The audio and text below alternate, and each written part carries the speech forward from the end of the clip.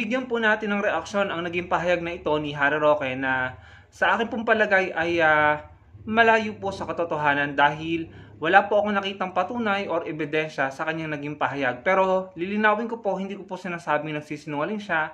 Ang sa akin lamang po ay wala po akong nakitang kahit anong patunay para masuportahan yung kanyang pahayag. Kaya bigyan po natin ng reaksyon. Ano po? So ito po yung kanyang naging pahayag sa post po ng SMNI. Ang sabi daw po ni Harry Roque, lahat ng tao presumed innocent until proven otherwise. So yan po muna bigyan natin ng reaksyon. Sabi niya, lahat ng tao presumed innocent until proven otherwise or until proven guilty. It is rich coming from him. Ano po?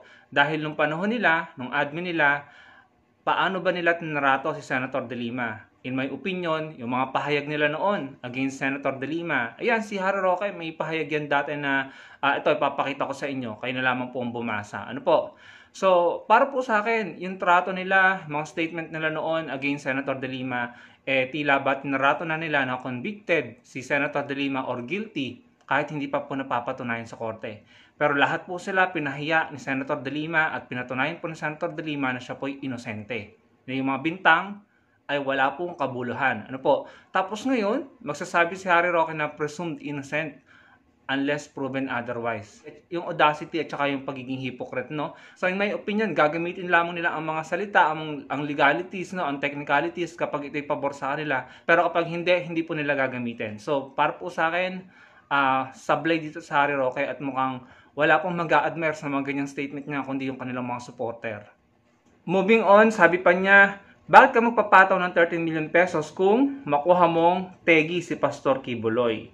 Yan po ay extralegal killing. Nananawagan po ako sa Kamara, nag-iimbestiga sila ng extrajudicial killing. Extralegal killing po ito na mananawagan ka ng 13 million pesos kung matetegi si Pastor Kibuloy. That is bounty for the head of Pastor Kibuloy. Hindi ko maintindihan how can we claim to be civilized country and tolerate this. Ayun po mga kababayan. So, pinalitan ko po yung ibang salita para po hindi masyadong, baka po kasi tayo magkaroon ng violation o red flag, no? So, yun po yung sinasabi niya ni Harry Roque. Pwede niyo pong basahin ulit. Medyo ako po talaga ay natatawa na lamang, dahil nung panahon nila, puro EGK Puro, ano pa yung nabalitaan natin? Mistaken identities, at saka mga inosente na nadamay, at saka nategi dahil dun sa kanilang failed war on drugs. Hindi po ba mga kababayan? Tapos, ganyan ka magsalita ngayon. Parang nakikita ko na napaka-hypocrite, parang double standard mga kababayan. Ano po? In my opinion, double standard. No? Ganun na sila ngayon magsalita kasi mga kaalyado nila, mga kaibigan nila ang hinahanap ng batas. Ito, ulitin ko mga kababayan, no?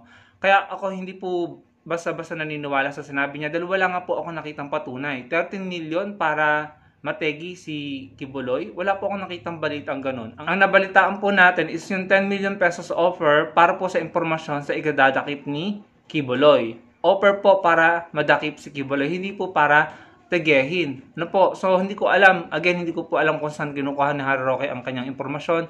Pero wala po akong nakitang patunay para suportahan yon. Pero, hindi ko naman siya sinasabihang sinungaling. Ano po? Ang sa akin lang, wala akong nakitang patunay. So, hindi natin alam kung saan sila kumukuha ng kanilang intel or impormasyon.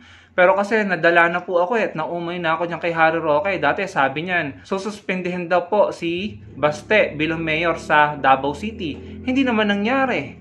Wala namang nangyari ganun. Anong nangyari? Naggalit lamang ang mga DDS, ang mga supporter nila sa gobyerno doon sa mga pahayag na yun. Pero wala namang pong suspension na nangyari. Sabi pa niya, eto po yung pagkakaunawa ko sa sinabi niya, meron daw gustong i-impeach si VP Sara. Ano pong resulta niya? Naggalit na naman po ang mga DDS, ang mga supporters nila sa gobyerno, sa pamahalaan. Pero ano nangyari? Wala naman pong impeachment na nangyari. No? Walang ganyan. Chismis.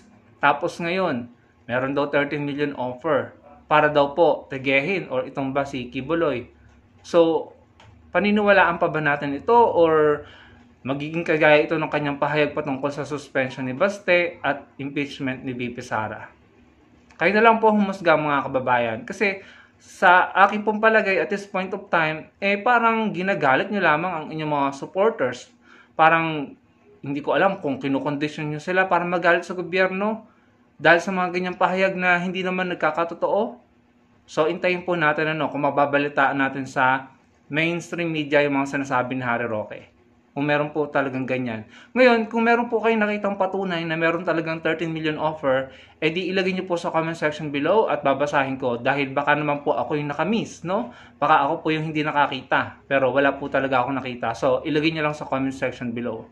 So, sa akin po palagay, yung mga ganyang statement, yung mga subline na hindi naman nangyari, nagdudulot lamang po yan sa mga supporters nila ng pagkagalit ng mga supporters nila sa ating pamahalaan, sa ating Pangulo. Pero, hindi naman po totoo pala. No? So, kayo na lang po ang humusga mga kababayan. Kaya kung may DDS man na nanonood nito, ng video na ito, wag po basta-basta magalit. Intayin nyo munang mangyari bago kayo magalit. Kasi baka mamaya, pinapahama kayo or pinapahiya kayo ng inyong mga sinusuportahan. Yun lamang mga kababayan. Maraming pong salamat sa panonood. Sana po i-like nyo ang video natin at makapag-comment kayo. Magkita-kita po tayo sa susunod kong video. Salamat po.